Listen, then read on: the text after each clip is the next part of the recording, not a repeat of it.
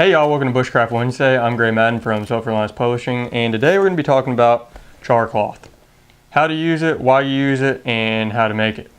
I carry on a little Altoids tin with a hole punched in the top of it to store my char cloth in and make more when I run out. And we're going to step outside on my deck. I'm going to be shooting this video on my back deck because it's raining yet again here in North Carolina, and there's a little overhang that I can put my camera under to keep it from getting wet. So let's step outside and I'll talk to you about char cloth. Okay, to make char cloth you're going to need three things. You're going to need fire as a heat source to heat your material.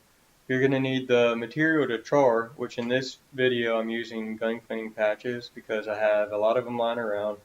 They're 100% cotton and they're the perfect size for char material.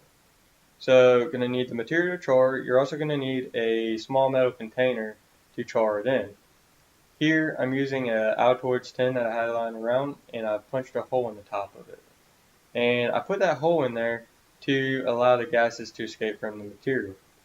Once you heat this material off, it puts off a smoke and puts off a gas, and you need to provide a way for that gas to escape without being so big as to let oxygen into the tin, because if you let oxygen into the tin, that material will combust and burn instead of charring like we want it to do. So the process of making char cloth is actually really simple. If you've got all the components, you just place the cloth into the tin and the tin into the fire, and you sit there and wait. You're going to see the smoke and the gas come off. That gas is actually flammable, so you might see it catch on fire, and if it does, that's perfectly acceptable. It's not going to hurt a thing. But you're gonna see that smoke and the gas come off, and you're gonna let it sit there until that goes away. Once that smoke stops coming out of the tin, once that gas stops coming out of the tin, that material is fully charred and you're good to go. At that point, you could remove the tin from the fire if you want to, but it's impossible to overdo the char cloth. So if you want to let it sit there in the fire until the fire dies down, that's perfectly fine too. So I want to talk a little bit about some of the containers that you can char in and some of the material that you can use to char. Here I'm using, like I said, the gun cleaning patches, which are 100% cotton. But if you were to find yourself in a long-term wilderness living scenario, you might not have an limitless supply of cotton cloth lying around.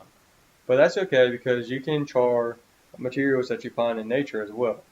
If you find punk wood, you can put that in your tin and you can char that and it will work just as effectively as this cloth that we're doing. So it might be worth doing some experimenting with that so you're comfortable with that. It's a perpetual renewable resource. It's something that you can't run out of. So it's a good thing to have that in mind. Also, you don't necessarily need a nice little Altoids tin like this. You can use, if you carry a stainless steel water bottle with a nesting cup, you can char material in that. You put your material that you're going to char inside of the water bottle, and then you put the cup over top of that, and the space around between the cup and the bottle provides enough room for the gas to escape, but prevents enough oxygen from getting in to let the material combust. Here you can see that flame coming off of the top of the tin. That's the gas coming out of the hole, escaping out of the tin, and you can see it's combustible and it's burning. But like I said earlier, that's not a problem. You don't have to worry about that. So those are some things to consider: charring punk wood and using a stainless steel water bottle and nesting cup to char if you don't have a ready-made tin like this Altoids tin. What I like about the Altoids tin is it is convenient to char material in, and it's also a convenient way to carry that char material. It's pretty fragile, so it's good to carry it in a little tin like this to protect it and keep from damaging it. That's how you go about making char cloth. Now let's talk a little bit about using char cloth. Char cloth is nothing but a way of catching a small ember and helping you ignite your tinder source a little bit easier and with less hassle. So char cloth is a great way of using less than prime ignition sources. So if you're using flint and steel, you need to use char cloth because you generally can't start a tinder ball with just a flint and steel. You gotta create the ember on the char cloth and then move the char cloth to that tinder bundle to catch the tinder bundle on fire. And so you use it with flint and steel, but you can also use it for a bow drill fire.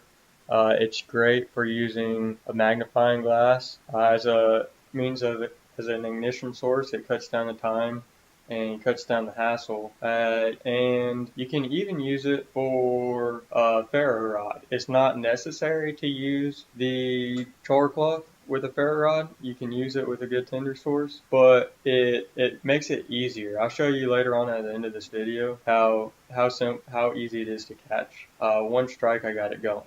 So you see that there's no longer any smoke coming out of the tin, so we're going to remove it from the fire and I'll show you what we have. Okay, now the tin's cooled down, so we can open it up and see what we've got. You can see that the material is charred all the way through. It's completely black, and that's what we want to see. If it's not completely charred, you might have some portions that are charred and some portions that remain uncharred. And that's not a big deal. If that's the case, you can just throw it in the fire and give it a little bit more time. If you do have trouble getting it to char completely, you might have to remove some of the material. You might have too much in there, so that's something to consider as well. I took a little piece of the char cloth that I made to demonstrate how easy it is to ignite.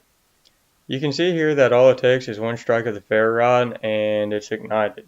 All I would have to do is take this char cloth, put it along with a tinder ball, blow on it a little bit, and we'd have flames. Well, y'all, I hope you found that helpful. If you did, hopefully I'll see you around at some of my other videos. As always, I appreciate every like, every comment, and every subscribe.